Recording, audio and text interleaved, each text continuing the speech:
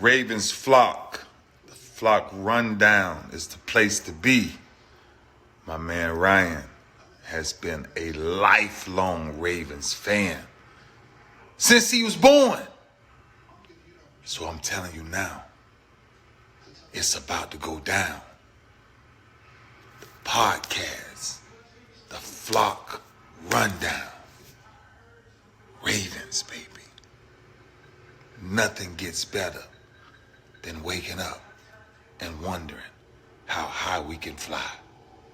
Tune in. Motionless brainwaves attempt to swim their way to sense, can't tame the untamed. I appreciate you, Ray. What's up, Ravens fans? Today we're getting into a former Raven, Tony Jefferson, calling Zay Flowers a mix between Brandon Cooks and Antonio Brown on film. So if you've been watching any of the videos I've been posting so far, I'm a huge Zay Flowers fan.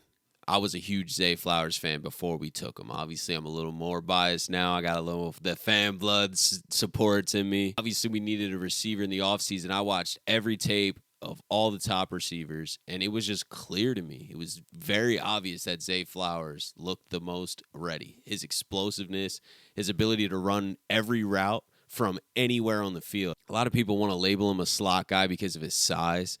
He plays bigger than his size. I know he's 5'9", like, you know, he's going to draw the Hollywood comparisons, but he's way more of a dog than Hollywood is. He's got a way better mindset. When we saw Hollywood hit the field, we realized that he's a burner, but he's limited. He can't run every single route, and he's not aggressive. Hollywood was trying to avoid contact at all costs. Throwing Zay Flowers tape. I mean, dude's dragging a guy in the end zone after the catch. He's not going to be known for the top-end speed, but he gets there really fast, kind of like a Tyreek Hill. I know Tyreek Hill has top-end speed as well, so I don't want to say he's Tyreek yet. But his explosiveness, when he makes his cuts, going in and out of the break, like the way he makes his cuts and can separate immediately, that quickness, that agility, that explosiveness is so rare. And that it is Tyreek, you know. You can watch Zay run his corner routes, the way he turns the safeties around. And it does remind you of an Antonio Brown, the way he runs and the way he plays. Zay also had an interview a couple months ago where he was talking about how he worked out with Antonio Brown in South Florida. They talked about how insane Antonio Brown's conditioning was, and they were running 1,500 yards before they even started the workout and things like that. But one thing that stuck out to me, they asked him what he learned the most from Antonio Brown, and he said deep ball tracking. He said he's an unbelievable tracker of the football, which I agree with. And Zay has that on his tape. Throw on his tape. Not every one of those balls the quarterback from Boston College was throwing were good balls. A lot of them weren't good balls. They were underthrown.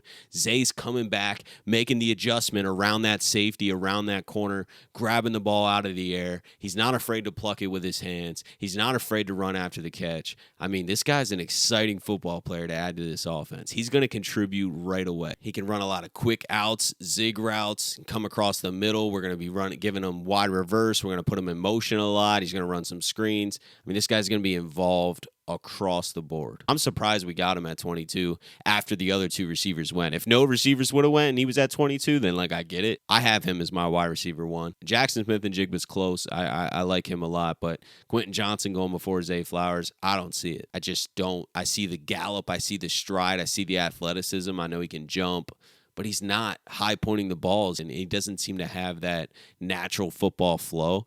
Zay just plays, man. Zay looks smooth, and he's playing with a ton of confidence. That's another thing. And I talk about confidence a lot. I remember when we first drafted Rashad Perryman, and I watched his press conference, and I was like, oh, no.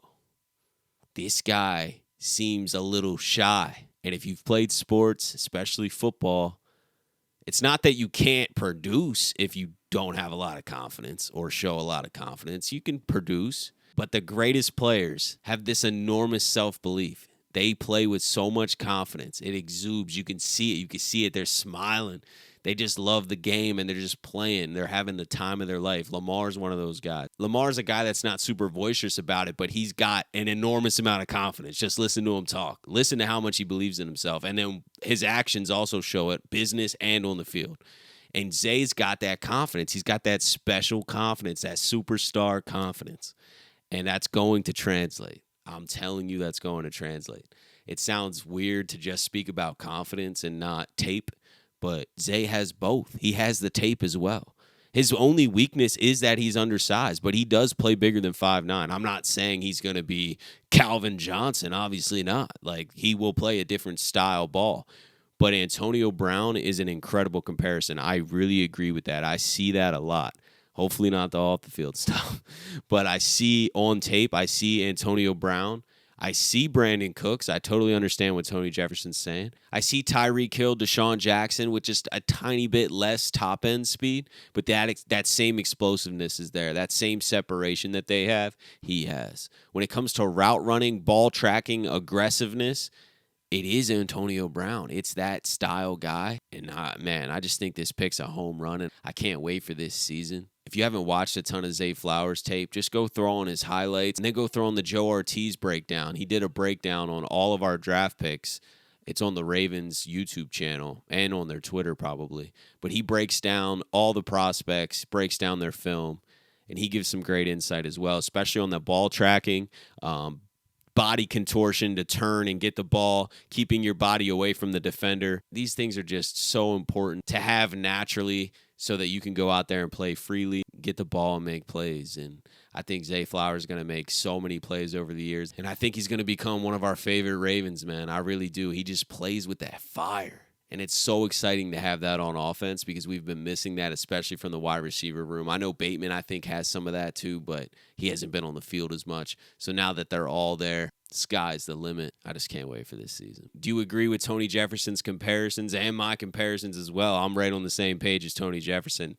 I see exactly what he's talking about when you throw on Zay Flowers tape. Let me know if you agree in the comments. If you have a different comparison from one of those guys, drop that in the comments too. We could talk about it. I would love to hear some other ideas of who you think Zay Flowers could compare to. I think he could be his own guy too, man. I don't always like comparing, but until we're there, it's fun to talk about who he might be like, you know. But he's going to be Zay Flowers. Like I want to make that a point because I'm not saying he's Antonio Brown or Brandon Cooks or Tyreek Hill or any of this. It's just until the season gets here, it's fun to talk about NFL comparisons, you know, for every player. So thank you guys for tuning in to another episode of the Flock Rundown.